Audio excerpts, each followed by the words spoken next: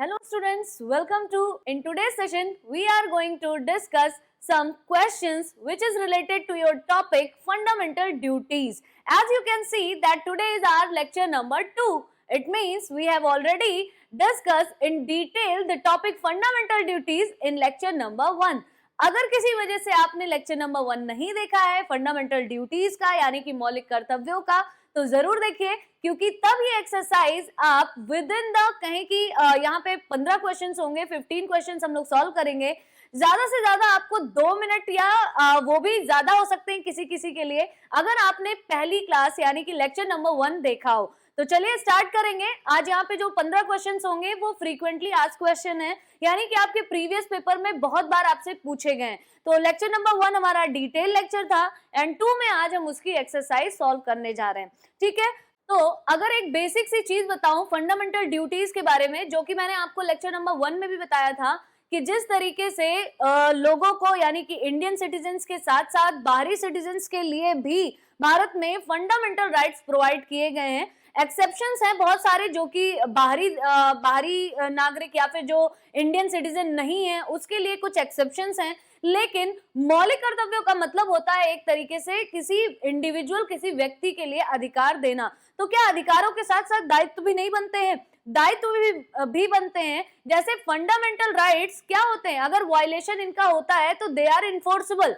वो क्या होते हैं, आप कोर्ट में उसके प्रति क्या कर सकते हैं, कोई भी मुकदमा दायर कर सकते हैं या अपनी एफआईआर या पीआईएल डाल सकते हैं। उसी तरीके से फंडामेंटल ड्यूटीज को ना परफॉर्म करने पर भी आपको पनिशमेंट मिल सकती है। तो याद रखिएगा जिस तरीके से फंडामेंटल राइट्स आपके लिए इन्फोर्सेबल हैं उसी तरीके से फंडामेंटल ड्यूटीज का वायलेशन होने पर आपके लिए ये पनिशेबल भी है, यानी कि आप उसके दंडनीय भी हो सकते हैं उसके उल्लंघन करने पर।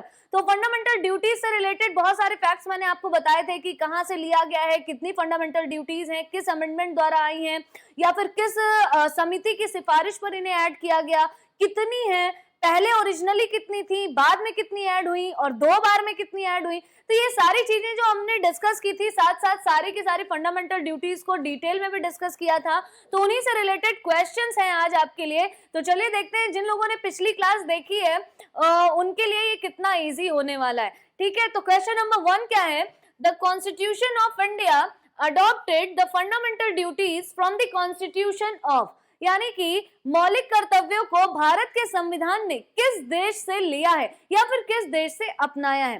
तो ऑप्शंस क्या हैं आपके, ए अमेरिका, बी जापान यानी जापान से, और सी आपका रशिया एंड डी ब्रिटेन। तो आपको इसका आंसर करना है। अगर अमेरिका की मैं बात करूं तो अमेरिका के लग रहा होगा आपको, लेकिन अगर आपको याद हो कि फंडामेंटल राइट्स जिन्हें अमेरिका में क्या कहते हैं, it means in USA they are called as bill of rights, या उन्हें क्या बोलते हैं, बिल ऑफ राइट्स। लेकिन फंडामेंटल ड्यूटीज अमेरिका से नहीं अडॉप्टेड हैं बल्कि रशिया से। कहां से अडॉप्टेड हैं, रशिया, यानी कि रूस से लिए गए हैं मौलिक कर्तव्यों को। ठीक है, अब इनसे रिलेटेड जो अदर फैक्ट्स हैं उनको भी हम क्वेश्चंस के फॉर्म में ही सॉल्व करते चलेंगे, यानी कि किस अमेंडमेंट द्वारा कैसे, जिससे आपको एक आइडिया भी लगेगा कि आपको कौन कौन से फैक्ट्स को याद रखना है जो आपको एज अ क्वेश्चंस मिल सकते हैं आपके एग्जाम में। ठीक है, तो चलिए देखते हैं नेक्स्ट क्वेश्चन क्या है। Question number 2, by which amendment the fundamental duties were added to the Indian constitution. अब ये क्वेश्चन अपने आप में एक और फैक्ट भी आपको बताता है कि fundamental duties were not originally presented in Indian constitution, यानी कि जब कॉन्स्टिट्यूशन फ्रेमिंग की गई थी कॉन्स्टिट्यूशन की तब इनको शामिल नहीं किया गया था, अदरवाइज ये अमेंडमेंट ही क्यों पूछा जाता। ठीक है, तो क्या पूछा गया है कि भारतीय संविधान में मौलिक कर्तव्यों को किस संशोधन द्वारा जोड़ा गया था। तो ऑप्शंस क्या है आपके, 42nd यानी 42वें संशोधन द्वारा, बी 44th यानी 44वें संशोधन द्वारा, सी 72nd यानी 72वें संशोधन द्वारा, या फिर डी 76 इट मींस 76वें संशोधन द्वारा। तो आपको याद होगा मैंने पहले भी बताया है कि 42nd अमेंडमेंट जो है यानी कि जो 42वां संशोधन है वो भारतीय संविधान के लिए काफी इंपॉर्टेंस रखता है। अगर आपने देखा होगा प्रियम्बल के लिए भी, प्रियम्बल में भी जो 3 नए वर्ड्स ऐड किए गए थे, सेक्युलरिज्म, सोशलिस्ट और इंटीग्रिटी, वो भी आपके 42वें संशोधन द्वारा हैं। ऐसी बहुत सारी इंपॉर्टेंट चीजें आपकी 42वें संशोधन द्वारा संविधान में जोड़ी गई हैं। तो उसमें से एक फंडामेंटल ड्यूटीज भी है, ठीक है, जिनको बाद में ऐड किया गया एज पर द रिक्वायरमेंट। ऐसा रिक्वायरमेंट फील की गई और ये रिकमेंडेशन आई थी, तो उस रिकमेंडेशन से रिलेटेड भी क्वेश्चन होगा आपके लिए। पहले हम बात करेंगे क्वेश्चन नंबर 3 में उस ईयर की, यानी कि किस ईयर में। यहाँ पे प्रीवियस क्वेश्चन में तो हमने देखा कि कौन सा अमेंडमेंट था, लेकिन क्वेश्चन आपके ईयर से भी बनता है। तो चलिए देखिए क्वेश्चन नंबर 3 क्या है। When fundamental duties were added to the Constitution of India, यानी कि भारत के संविधान में मौलिक कर्तव्यों को कब जोड़ा गया था? A 1976 में, B 1965 में, C 1970 में, या फिर D 1992 यानी कि 1976, 1965, 1970 या फिर 1992। तो किस वर्ष से जोड़ा गया? तो राइट आंसर क्या होगा? अगर आपको अमेंडमेंट याद है, यानी कि 42nd अमेंडमेंट हुआ कब था, तो आंसर होगा क्या आपका ए, यानी कि 1976 में इन्हें ऐड किया गया था। ठीक है, अब इन्हीं से रिलेटेड जो अगला फैक्ट है उससे रिलेटेड क्वेश्चन है आपके लिए कि हम ये तो जानते हैं कि फंडामेंटल ड्यूटीज को ऐड किया गया, लेकिन यहाँ पर भी जब ऐड किया गया तो कुछ संख्या अलग थी, और अगर हम प्रेजेंट की बात करें यानी करंट की बात करें, वर्तमान की, तो कुछ संख्या अलग है। इसीलिए क्वेश्चन आपसे क्या पूछा गया है कि at present how many fundamental duties are there in Indian constitution या फिर कॉन्स्टिट्यूशन ऑफ इंडिया। वर्तमान में भारत के संविधान में कितने मौलिक कर्तव्य हैं? और ये ऐसा माना जाता है, law itself says that you know the each and every law.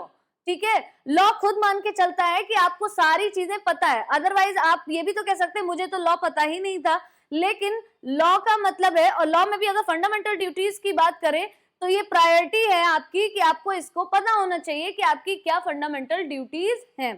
ठीक है, तो ऑप्शन क्या है आपके? ए यानी 6 फंडामेंटल ड्यूटीज हैं, बी 7 हैं, सी 10 हैं, या फिर डी 11 हैं। तो वर्तमान की बात हो रही है, तो याद कर लीजिए राइट आंसर होगा क्या आपका? D, it means 11। क्यों? और एक कंफ्यूजन और हो सकती है, कभी कभी पूछता है कि 42nd अमेंडमेंट द्वारा कितने फंडामेंटल ड्यूटीज को ऐड किया गया था।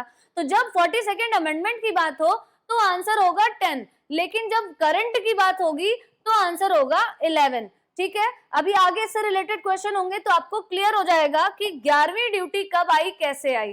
ठीक है, अब देखेंगे question number 5। In which of the following part of the Indian Constitution the fundamental duties are given? अब सबसे बेसिक सी बात है, हमें पहली बात तो यही पता होना चाहिए कि संविधान के किस भाग में फंडामेंटल ड्यूटीज दी गई हैं। ठीक है, जैसे फंडामेंटल राइट्स के बारे में भी ये क्वेश्चन बहुत बार पूछा जाता है कि किस भाग में। ठीक है, तो चलिए पहले फंडामेंटल ड्यूटीज डिस्कस करते हैं, फिर फंडामेंटल राइट पे भी आएंगे। In which of the following part of the Indian Constitution the fundamental duties are given? यानी कि भारतीय संविधान के निम्नलिखित में से किस भाग में मौलिक कर्तव्य दिए गए, किस भाग में दिए गए? ए पार्ट 1 इट मींस भाग 1 में, बी पार्ट 2 इट मींस भाग 2 में, सी पार्ट 3 मींस भाग 3 में, या फिर डी पार्ट 4 इट मींस भाग 4 में, तो या भाग 4 में। तो राइट आंसर क्या होगा आपका?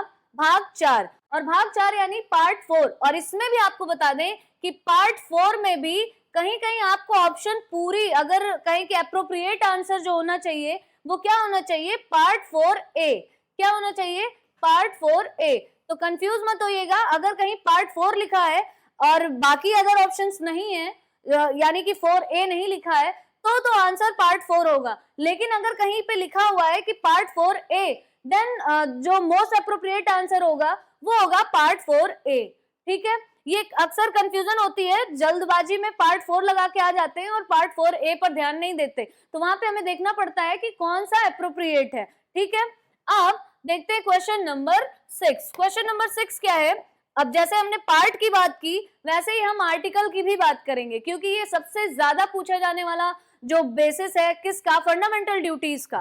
ठीक है, in the Indian Constitution the fundamental duties are given in which article? अभी हमने पार्ट 4 देखा, पार्ट 4A में है, लेकिन पार्ट 4A में किस आर्टिकल में है?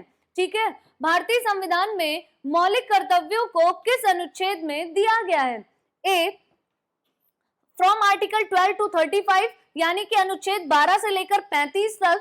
बी आर्टिकल 51 ए में यानी कि अनुच्छेद 51 ए में दिया गया है। सी आर्टिकल 36 टू 51 यानी कि अनुच्छेद 36 से 51 के बीच में, या फिर डी आर्टिकल 19 यानी कि अनुच्छेद 19 में। तो किस तरीके से ये फंडामेंटल ड्यूटीज को ऐड किया गया है या फिर किस आर्टिकल में दिया गया है। तो अगर आपको याद हो तो मैंने क्या बताया था कि अमेंडमेंट के थ्रू आया है, तो ए तो रहना ही रहना है, ए इज मस्ट। तो आपके लिए एक हिंट भी है, एक कहें कि एक ट्रिक की तरह भी आप यूज कर सकते हैं। अगर आपको कभी ऐसे आर्टिकल मिले और साथ में ए मिले तो याद रखिएगा जहां ए है वहीं पे फंडामेंटल ड्यूटी है, क्योंकि अमेंडमेंट है। ठीक है, तो राइट आंसर क्या होगा आपका बी 51 ए। वैसे अगर 12 से 35 की बात करें तो 12 से 35 तो आपका पार्ट 3 में आ जाता है ना। और 12 से 35 की बात करें तो ये क्या है, आपको पढ़ चुके हैं हम लोग फंडामेंटल राइट्स। किसमें है फंडामेंटल राइट्स गिवन है, किसमें आर्टिकल 12 टू 35। उसी तरीके से अगर हम सी ऑप्शन देखें यानी कि आर्टिकल 36 टू 51 अगर देखें तो ये भी पढ़ चुके हैं। आपको याद होगा कि 36 से 51 क्या दिए हैं, आपके डीपीएसपी दिए हैं। डीपीएसपी यानी कि directive principles of state policy, राज्यों के नीति निदेशक सिद्धांत।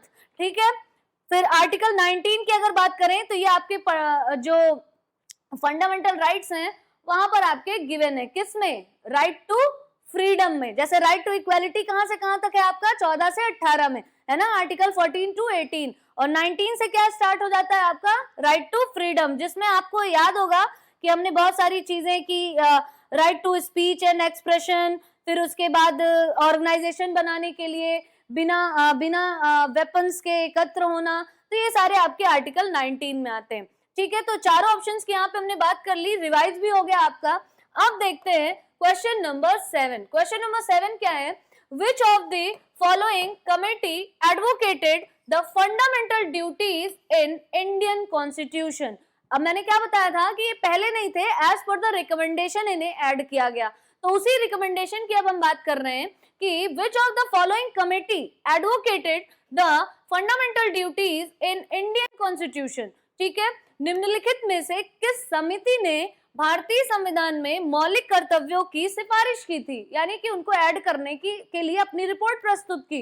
ए वर्मा कमेटी यानी वर्मा समिति ने, बी सरकारिया कमेटी सरकारिया समिति ने, सी बलवंत राय मेहता कमेटी यानी कि बलवंत राय मेहता समिति ने, या फिर डी स्वर्ण सिंह कमेटी स्वर्ण सिंह समिति ने। तो याद रखिएगा फंडामेंटल ड्यूटीज के लिए स्वर्ण सिंह समिति द्वारा रिकमेंडेशन दी गई थी। बाकी सारी की सारी कमेटीज आपके लिए इंपॉर्टेंट हैं, हम जब जब इनके बारे में डिस्कशन होगा फिर हम प्रॉपर बताएंगे, क्योंकि ये सारी की सारी कमेटीज अलग अलग टॉपिक से रिलेटेड हैं जो कि काफी डिटेल में आपको पढ़ने। तो अभी याद रखिएगा कि स्वर्ण सिंह समिति जो है वो रिलेटेड किससे है, आपकी फंडामेंटल ड्यूटीज से। Now move to the next question, question number 8। Question number 8 क्या है आपका, which constitutional amendment act was passed to provide compulsory education to children between 6 to 14 years।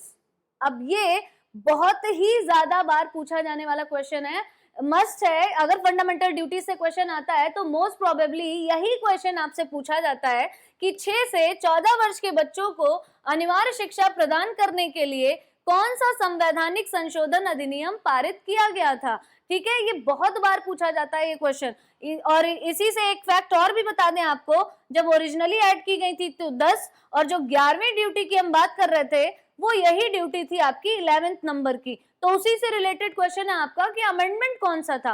Option A 82nd amendment, it means 82वां संशोधन, 83rd 83वां, सी 86 यानी कि 86वां संशोधन, या फिर डी 84th यानी कि 84वां संशोधन। तो कौन सा संशोधन द्वारा इस ड्यूटी को जोड़ा गया था जो कि लास्ट ड्यूटी भी है।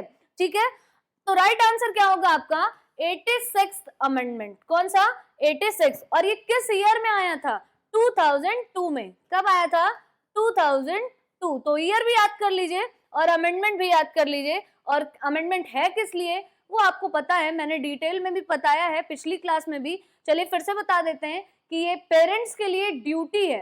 ठीक है, इसी तरीके से अगर हम फंडामेंटल राइट्स में जाएं फंडामेंटल राइट्स में भी आपको ये गिवन है, लेकिन वहां पे आपका आर्टिकल चेंज हो जाएगा, ठीक है। वहां पे आर्टिकल कौन सा है आपका 21A, क्योंकि 21 ऑलरेडी था, अब स्पेस तो था नहीं, तो 21 में क्या है, राइट टू लाइफ, जो कि जिसको फॉरफिट नहीं किया जा सकता during the national emergency also, ठीक है। नेशनल इमरजेंसी में भी उसको नहीं कह सकते कि उसका हरण किया जा सकता है, उसी में ही ऐड किया गया 21A, और 21A में ये बच्चों के लिए तो फंडामेंटल राइट है, और उसी तरीके से 2002 में पेरेंट्स के लिए ये फंडामेंटल ड्यूटी है। तो दोनों आर्टिकल्स अलग अलग हैं, याद रखिएगा, ये 51A में है और वो आपका 21A में है। तो एक कॉम्बिनेशन आप कर सकते हैं, या फिर कहें कि अपने लिए एक सिंपल सी ट्रिक बना सकते हैं, 21A 51A दोनों ही ए में है, ठीक है, बट वहां पे राइट है और यहाँ पे ड्यूटी है, ठीक। अब देखिएगा 86 अमेंडमेंट की बात हो गई, और इसमें क्या है कि एलिमेंट्री एजुकेशन की बात कही गई है 6 से 14 वर्ष के बच्चों के लिए। और बाकी अगर हम बात करें डीपीएसपी की, तो डीपीएसपी तो ओरिजिनली प्रेजेंट थे, तो उसमें भी इसकी बात की गई, लेकिन वहां पर 6 साल तक के बच्चों की बात की गई थी। तो 6 से 14 की जो आगे की बात है वो फंडामेंटल ड्यूटी में है, और 6 से जो बिलो की बात है वो आपकी डीपीएसपी में है। ये भी एक कॉन्सेप्ट याद रखिएगा। अब देखते हैं question number 9। Question number 9 is very important, और काफी ये ट्रिकी क्वेश्चन भी है, अच्छा है, कॉन्सेप्चुअल क्वेश्चन भी है। अब देखेंगे, protection of wild life comes under which of the following in Constitution of India? किसके बारे में बात हो रही है, प्रोटेक्शन ऑफ वाइल्ड लाइफ, यानी कि जो वन्य जीवन है, वन्य जीवों के संरक्षण की जो बात है, ये निम्नलिखित 3 आपको पॉइंट्स दिए गए हैं, देखेंगे आप, which are given below, fundamental duties, directive principles, या फिर 7th शेड्यूल। तो आपको बताना है कि भारत के संविधान में निम्नलिखित में से किसके अंतर्गत इनकी बात कही गई है, किसके बारे में, प्रोटेक्शन ऑफ वाइल्ड लाइफ, यानी कि वन्य जीवों के संरक्षण के बारे में। क्या मौलिक कर्तव्य में कहा गया है, निर्देशक सिद्धांत में कहा गया है, या फिर 7वीं अनुसूची में कहा गया है। तो आपको ऑप्शन सेलेक्ट करने हैं कि select the correct option from the codes given below. ये कुछ कोड्स दिए हुए हैं, कोड्स जैसे कि ओनली 1 and 2, यानी कि केवल पहले और दूसरे में दिया गया है, बी ओनली 2 and 3, यानी केवल दूसरे और तीसरे में दिया गया है, यानी दूसरे तीसरे का क्या मतलब है, डायरेक्टिव प्रिंसिपल और 7th शेड्यूल, या फिर सी ओनली 1 and 3, केवल पहले और तीसरे में दिया गया है, यानी फंडामेंटल ड्यूटीज और 7th शेड्यूल में, या फिर डी 1, 2, 3, यानी कि तीनों में ही दिया गया है। तो राइट आंसर क्या होगा आपका, तो आपको बता दें, इन तीनों ही जगहों पर, चाहे मौलिक कर्तव्य हो, चाहे निर्देशक सिद्धांत हो, और चाहे 7वीं सूची हो, इन तीनों में ही वाइल्ड लाइफ के प्रोटेक्शन की बात कही गई है। तो जब भी ये क्वेश्चन आता है, without any hesitation you have to take all of the above, यानी कि सारे के सारे आपको टिक करने हैं, सारे के सारे सही हैं, फंडामेंटल ड्यूटीज में भी है, डायरेक्टिव प्रिंसिपल्स में भी है, और 7th शेड्यूल में भी है, ठीक है। अब देखते हैं next question, question number 10। Question number 10 क्या है आपका, Which among the following is not a fundamental duty of a citizen? अगर आपने पढ़ी है सारी की सारी ड्यूटीज लेक्चर नंबर 1 में, तो आपको बताना है कि निम्नलिखित में से कौन सा एक नागरिक का मौलिक कर्तव्य नहीं है, is not a fundamental duty of a Indian citizen, ठीक है। या फिर citizen, A respect for the constitution, यानी संविधान के सम्मान करने की बात कही गई है फंडामेंटल ड्यूटी में, be respect for the national flag, यानी कि राष्ट्रीय ध्वज के सम्मान की बात कही गई है, C respect for the national anthem, राष्ट्रगान के सम्मान की बात कही गई है, या फिर D respect of the government, यानी कि सरकार के सम्मान की बात कही गई है। तो आपको बताना है कि which of the following is not a fundamental duty, नहीं है कौन सी। तो राइट आंसर क्या होगा आपका, डी, यानी कि सरकार के सम्मान के लिए कोई फंडामेंटल ड्यूटी नहीं है कि आप सरकार का सम्मान करें। ये तो आपका अपना पर्सनल इंडिविजुअल डिसीजन है कि आप किसका सम्मान करते हैं या नहीं करते हैं, ठीक है, but it is not a fundamental duty. लेकिन अगर हम रेस्ट ऑफ की बात करें, यानी कि respect for the constitution, respect for the national flag and respect for the national anthem, तो ये तीनों ही सही हैं। और अगर आपको याद हो तो पहली ही फंडामेंटल ड्यूटी में यही यही बात कही गई थी कि respect the constitution, national flag and national anthem. तो बाकी के 3 ऑप्शन सही हैं, चौथा ऑप्शन आपका यहाँ पे एलिमिनेट हो जाएगा। अब देखते हैं क्वेश्चन नंबर 11। क्वेश्चन नंबर 11 क्या है आपका? Question number 11, in which fundamental duty it is directed to have compassion for living beings and promote nature by protecting the environment including lakes, forests, rivers and other wildlife। बहुत ही important है, अभी अभी हमने discuss भी किया कि they are given in 7th schedule, they are given in fundamental duties and they are given in directive principles as well। ठीक है, GPSP में भी दिए हुए हैं, तो ये बहुत इंपॉर्टेंट है। इस ड्यूटी को तो नंबर जो है इसका वो आपको बिल्कुल ऑन द फिंगर टिप याद होना चाहिए कि कौन से नंबर की ड्यूटी है। तो क्वेश्चन वही है आपका, हिंदी में देखते हैं। झीलों, वनों, नदियों और अन्य वन्य जीवों सहित पर्यावरण की रक्षा करके जीवों के प्रति करुणा और प्रकृति को बढ़ावा देने के लिए किस मौलिक कर्तव्य में निर्देशित किया गया है, यानी कि किस फंडामेंटल में इसके लिए डायरेक्ट किया गया है। ए, फंडामेंटल ड्यूटी नंबर 6 में, B, fundamental duty number 7, C, fundamental duty number 8 और and D, fundamental duty number 9। तो राइट आंसर क्या होगा आपका? फंडामेंटल ड्यूटी नंबर 7, यानी कि मौलिक कर्तव्य जो 7वां है वो हमें कहता है कि हमें अपनी जितने भी नेचुरल रिसोर्सेज हैं जो कि एनवायरनमेंट के लिए, अगर एनवायरनमेंट का प्रोटेक्शन नहीं करेंगे तो जो अर्थ पे जो लाइफ है वो भी एग्जिस्ट नहीं करेगी। तो ये भी हमारे लिए ही फायदे की बात है और इसीलिए हर जगह ये गिवन है। तो फंडामेंटल ड्यूटी नंबर 7 याद रखिएगा, related to the protection of wildlife. ठीक है, अब देखते हैं next question, question number 12। Question number 12 क्या है? In which fundamental duty it is directed to avoid violence and protect public property, यानी कि किस मौलिक कर्तव्य में हिंसा से बचने और सार्वजनिक संपत्ति की रक्षा करने का निर्देश दिया गया है। और ये हाल ही में इसी फंडामेंटल ड्यूटी के वायलेशन की वजह से बहुत सारे लोगों को पनिशमेंट भी मिली है। अगर आपने पिछले अगर 1-1.5 साल की ही बात कर ले तो काफी सारे प्रोटेस्ट आपने देखे होंगे, जैसे कि CAA की बात कर ले, फार्मर्स बिल की बात कर ले, तो इस दौरान ऐसी कुछ मिसचीफ्स हुई थी, यानी कि जैसे कि सार्वजनिक संपत्ति यानी कि पब्लिक प्रॉपर्टी को नुकसान पहुंचाना। तो वहां पे कौन सी फंडामेंटल ड्यूटी को बेसिस मान के पनिशमेंट दी गई होगी? तो यही तो क्वेश्चन है आपका। अब आप बताइएगा। Option A, fundamental duty number 6, B, fundamental duty number 7, C, fundamental duty number 8 and D, fundamental duty number 9, यानी कि मौलिक कर्तव्य 6, 7, 8, 9 किस में दिया गया है कि हिंसा से बचना है और सार्वजनिक संपत्ति के नुकसान को रोकना है या उनकी रक्षा करना है। ठीक है, तो राइट आंसर क्या होगा आपका? Fundamental duty number 9। ठीक है, तो कुछ जो इंपॉर्टेंट हैं उनको मार्क कर लीजिए कि ये क्वेश्चंस बनने ही बनने, और ये करंट से भी रिलेटेड है। तो करंट से रिलेटेड है तो ये और भी ज्यादा इंपॉर्टेंट हो जाता है आपके लिए, इसको बिल्कुल ऑन द फिंगर टिप्स याद करना। तो 7वीं फंडामेंटल ड्यूटी कौन सी थी? वाइल्ड लाइफ प्रोटेक्शन के बारे में। और 9वीं कौन सी है?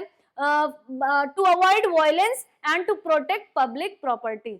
आपने देखा होगा कि प्रोटेस्ट के दौरान बहुत सारी चीजें, जैसे पब्लिक प्रॉपर्टी की हम बात कर रहे हैं, बसेस हैं या फिर कार्स हैं या फिर कोई भी ऐसी पब्लिक प्लेस है जहाँ पे तोड़फोड़ की जाती है, तो ये फंडामेंटल ड्यूटी का वायलेशन माना जाता है और इसी को बेसिस मान के आपके ऊपर चार्जशीट वगैरह लगाई जाती है। ठीक है, अब देखते हैं क्वेश्चन नंबर 13। क्वेश्चन नंबर 13 क्या है?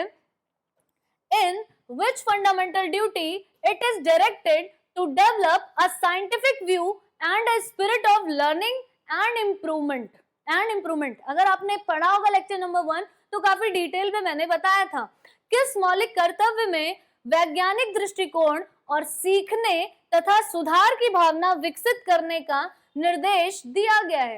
A, fundamental duty number 6, B, fundamental duty number 7, C, fundamental duty number 8 and D, fundamental duty number 9।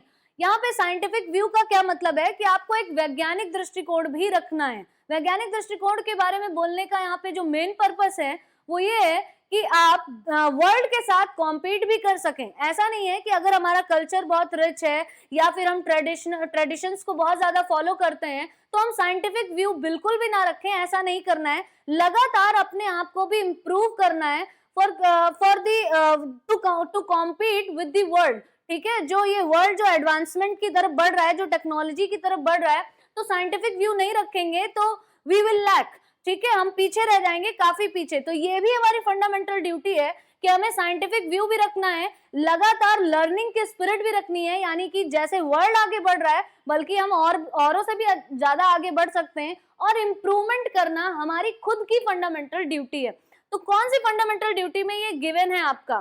तो राइट आंसर क्या होगा? सी, यानी कि फंडामेंटल ड्यूटी नंबर 8, 8वां जो मौलिक कर्तव्य है उसमें ये बात कही गई है। क्वेश्चन नंबर 15, क्वेश्चन नंबर 15 क्या है? In which fundamental duty it is directed to respect the high ideals that inspired our national freedom movement for freedom।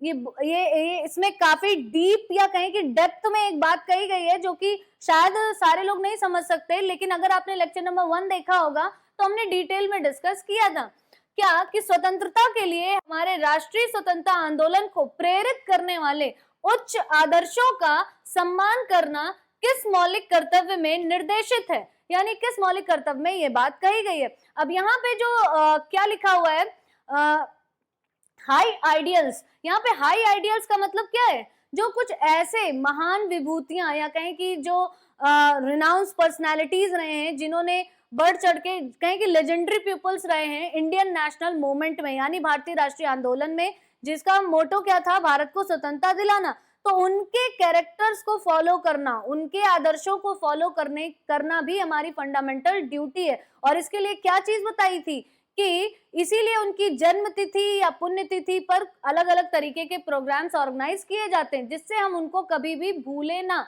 और उनके आदर्शों को आगे बढ़ाया जा सके। तो ये फंडामेंटल ड्यूटी भी है हमारी। तो किस फंडामेंटल ड्यूटी में ये कहा गया है? ए, फंडामेंटल ड्यूटी नंबर 1 यानी मौलिक कर्तव्य 1 में, बी, फंडामेंटल ड्यूटी नंबर 2 मौलिक कर्तव्य नंबर 2 में, सी, फंडामेंटल ड्यूटी नंबर 3 मौलिक कर्तव्य नंबर 3 में, या फिर डी, फंडामेंटल ड्यूटी नंबर 4। तो याद होगा आपको पहली जो फंडामेंटल ड्यूटी थी उसमें national flag, national anthem, constitution की बात की गई, और जस्ट उसी के बाद हमने किसकी बात की थी? High ideals of Indian national movement की बात की थी। तो राइट आंसर क्या होगा? फंडामेंटल ड्यूटी नंबर 2, यानी कि मौलिक कर्तव्य 2 में ये बात कही गई है। ठीक है, तो ये थे कुछ आपके इंपॉर्टेंट क्वेश्चंस जो आपसे प्रीवियस पेपर में कई बार पूछे भी गए हैं, और पूरी पॉसिबिलिटीज है इनके आपके अपकमिंग एग्जाम्स में रिपीट होने की भी। ठीक है, तो मिलेंगे नेक्स्ट लेक्चर में with some new topic. So let's meet in next lecture. Till then पढ़ते रहिए, मेहनत करते रहिए, keep learning, keep earning, because learning is earning. Bye bye and take care.